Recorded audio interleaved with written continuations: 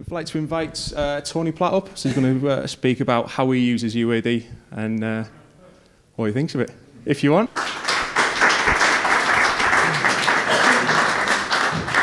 Right. That's phased me. I was going to take Haydn's lead. Yeah. Do you want to come first? Well, all right. Well, it's quite simple, really, because Haydn and I share a room, so what I do is I put all the plugins on that he uses and then just set them up the same way. So it makes it very easy. No, actually, UA's opened up the whole way that we think about our mixing room. It's changed pretty much everything, mostly because Haydn doesn't whinge now about mixing in the box. But I think that actually what UA have done is they've moved the whole essence of mixing in the box forwards by quite a large leap. And it's about, you know, that thing that with a lot of hardware devices, quite often you can't really completely describe what it is about a particular device. You know, if you take the Fairchild, you can't really describe, you can't put it into words exactly what it is about the Fairchild that is different from any other compressor. But there's some essence of it. And there's also that thing of quite often being able to plug through a device like that, have it in bypass, and it changes the sound in a very, very nice way, warms it up or whatever it may be. And the problem that I've had with plugins before is that they were just kind of facsimiles of whatever else was around, and that meant that you were constantly feeling like you were just substituting something else for what you'd prefer to be using. And with the UA plugins, for the first time, I actually felt like I was putting something in the signal path that I actually really wanted to be there. And that it was genuinely improving the signal.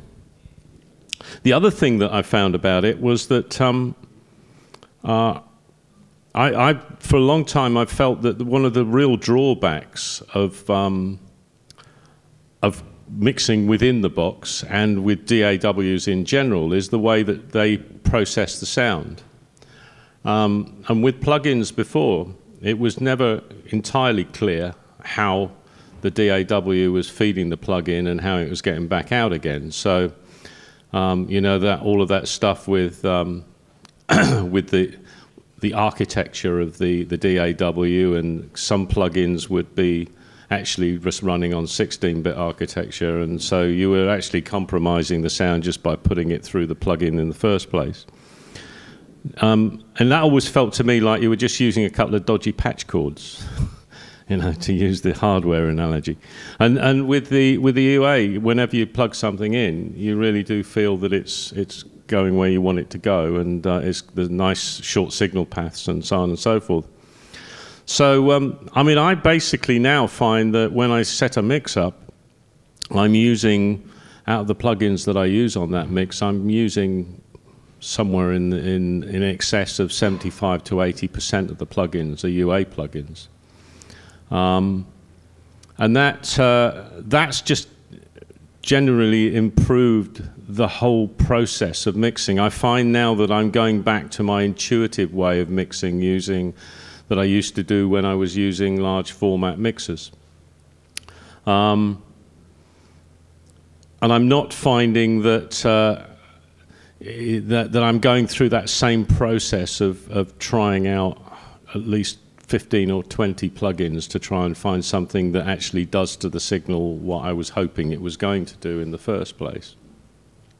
So that's really how, in general, how my workflow has improved by using the UA plugins. I'm not sure how much more I can say about that, actually. Has anybody got any questions? You want to know my favorite ones? Could you describe your larger context of the setup that you operate in? Yeah, the setup is it's basically an HD2 Pro Tools rig. It's got a Prism, 8 channels of Prism coming out, 8 channels. We've just upgraded it to 8 channels of Apogee Symphony coming out. And that feeds into a Rupert Neve Designs 16 into 2 or 16 into 4 summing mixer, which we then feed into a separate computer that has a Lynx Hilo on the front end of it. And that's like the mix machine. It's an independent mix machine, so it's independent of the main Pro Tools machine, so that we can actually, well, I normally record at 48/24, and that means that I can actually mix at 96 or 192 because it's going into an independent machine.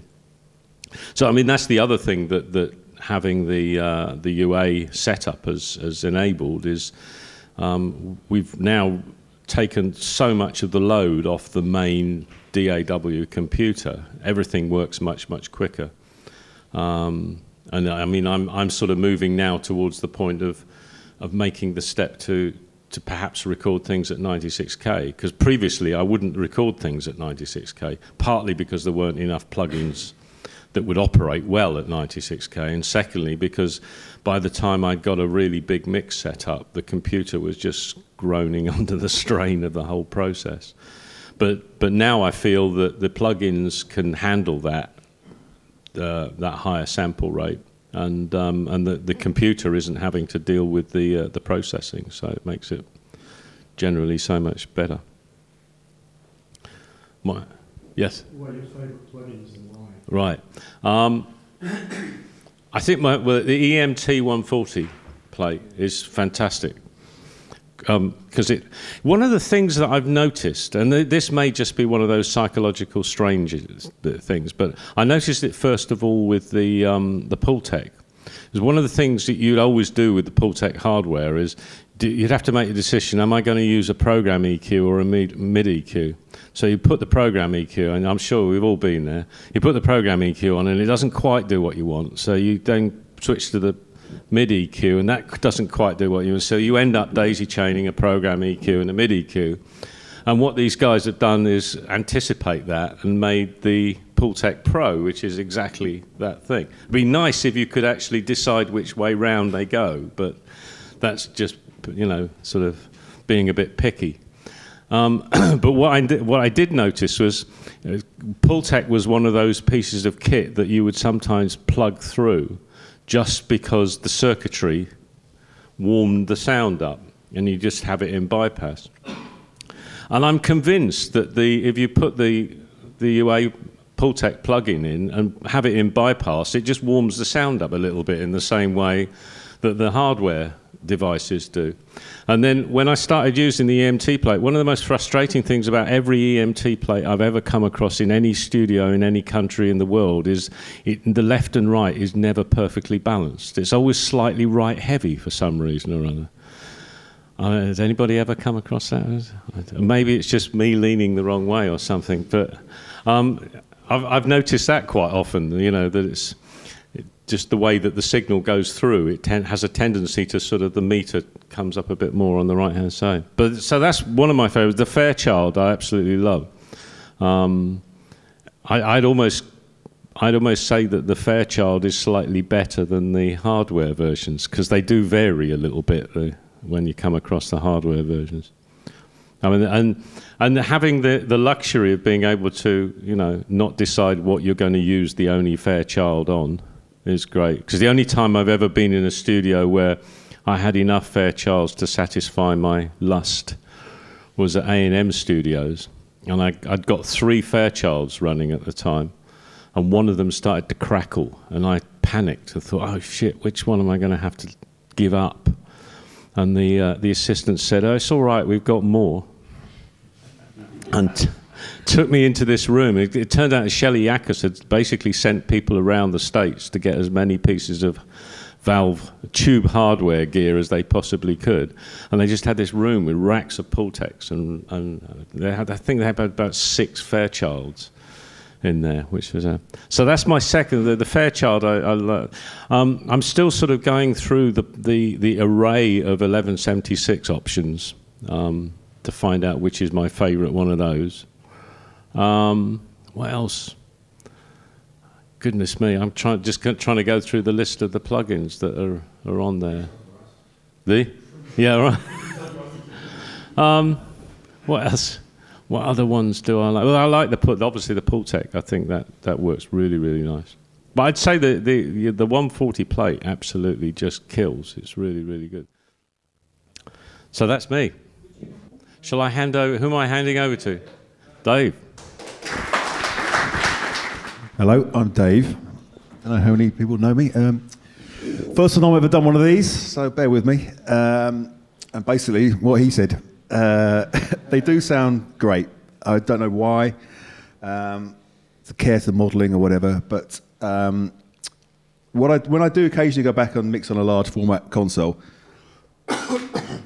there are certain things still, the way you just think, this is easy. You don't have to use so much processing.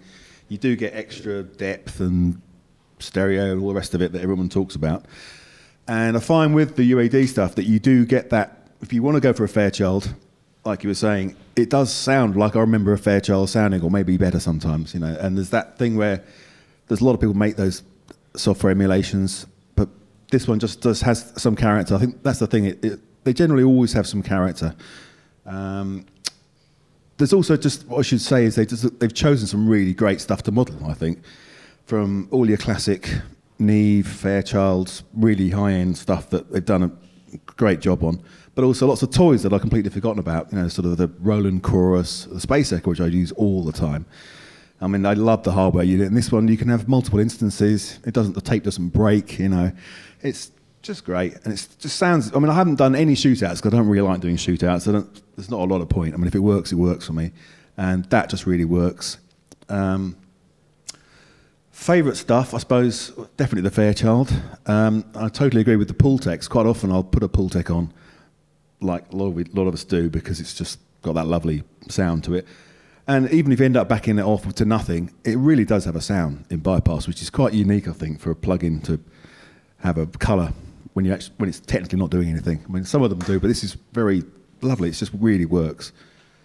I think probably my favourite is the ATR, though. I'd go to that on my mix bus straight away, because I just love to have a quick buzz on the whole trick. I mean, sometimes I'll take it off again, because there is a very strange curve to it, which I think is more than I remember on the original tape machine. But it does, the presence curve on it, is just absolutely great for a quick buzz if you want to just get your mix vibing, and then, you know, before you start tailing everything. That's something I use a lot. The Studio's really great for the bottom end, sometimes on the whole mix or on bass. What else? I've run out. There's their mix. I mean, there's some of the toys are great fun. The Moog filter I use a lot. That's the sort of thing that you normally find with more of your kind of esoteric VST stuff, but I love the fact they've got that there, and it's very usable. It really works. And it's just it's a very good overall range, I think. So, if there's any questions, I'm not going to go on too long because I'm jet lagged. So, yeah. Do you use any of the UA hardware, or you use the No, I'm totally in the box. Occasionally, I'll run it through an external EQ, but just to see if it. But I'm finding less and less, because I'm sure, like most of you, I'm just flying between different projects so often. 5 different mixes in a day, and even recalling a EQ with click stops, I forget, and I find why does it sound different? So no, I'm lazy. I just think just keep it as simple as possible. So no, I'm really totally in the box pretty much now, and that's really probably. I think I probably ditched the last bit of hardware when the UAD stuff came out, really, because it is that good, I think. Yeah, and as I say, every time they bring out a new bit of kit, it's something that you think, oh yeah, great, that's just going to be really useful. So that's about me, I think. Anybody else? Tell guys about your total system. Yeah, well, mine's very basic. It's nothing as complicated as that. I'm literally completely in the box. Got an Omni to monitor. I say I occasionally put through stuff through an old Decca remodeled EQ. It's the only bit of hardware I use. Sometimes that's just on bypass because it does something. But I find with the tape machine emulations, I'm not necessarily using those all the time, but they give that thing that, the whole thing about the summing box that everyone's, was a bit of a fad, I think. I tried loads of ones and just gave up at the end. I think you probably end up using more processing when I'm working in the box. I probably have more stuff on my mix bus than I used to, but it gets there in the end, and it's just so controllable. So really, mine's a very simple setup. It's just literally everything's in the box. That's it.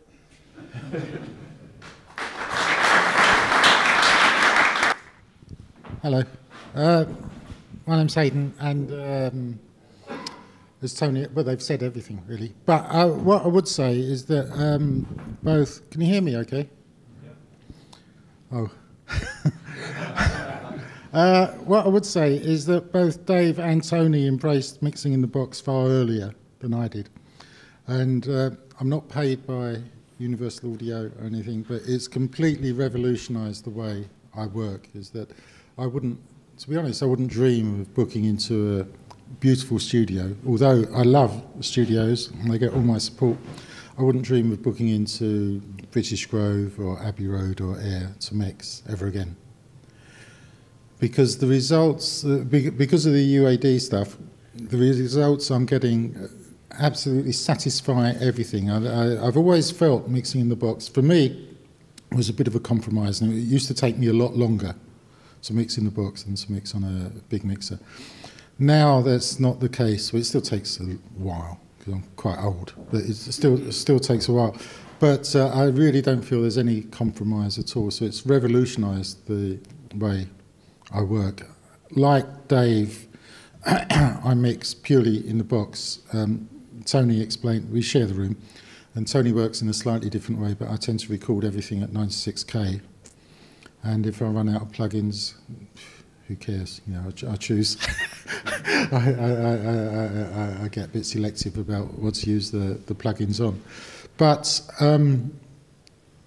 for those of you that haven't heard the Universal Audio stuff, it is stunning. It's unbelievable. And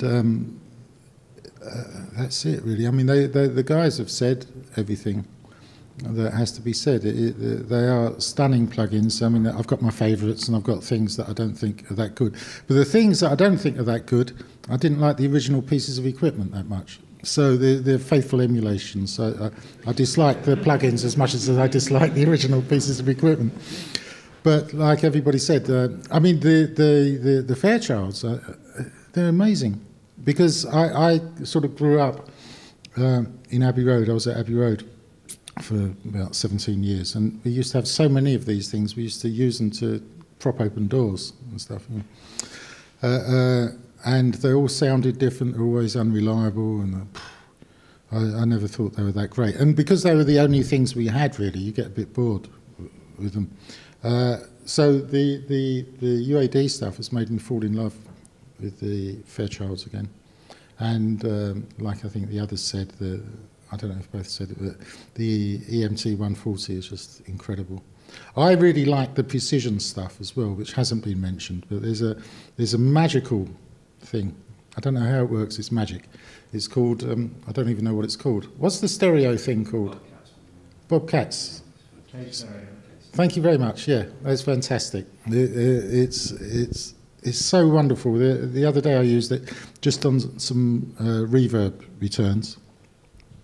And it's incredible. And it's made me, I hope it's come across a little bit, it's made me really excited about mixing in the box. And to be honest, if suddenly the company went bust and all the all the UAD plugs had gone overnight, I don't know what I'd do. I'd be really lost, really, really lost. I've come to rely on it so much. And it's so integral now to the way I think about mixing. And that is really it. I think my two esteemed colleagues will join me on stage, and we're going to do a Q&A thing if anybody's got any questions. But apart from lauding the plugins to the very highest, I can't say anything more. I mean, I've got no complaints about any of it. As I said, there's some of the things I don't like, but they are faithful emulations of pieces of equipment that I don't like. And I don't like them for the same reasons. As opposed to, I mean, The only plugins I use now are the UAD plugins. I still use the Sony Oxford stuff, and I use Sound Toys. Everything else I've never used. And we don't have Waves plugins. I've never liked Waves. I don't like the company. I don't like the plugins. So don't use them. So it's just those three things. It's the UAD stuff, the Sony Oxford stuff, which I like. And having said that, the UAD Sonox EQ is fantastic. So I use that a lot. And Sound Toys, because old-fashioned boy, I love Echo Boy. Or Echo, was it Echo Farm? Talent Farm? Echo Boy, yeah. There used to be a thing called Echo Farm that we used to call Talent Farm. Should we plug some Talent Farm in his voice? Anyway, that's it. So, thanks very much, and I think we're going to answer questions if you have any. Are we?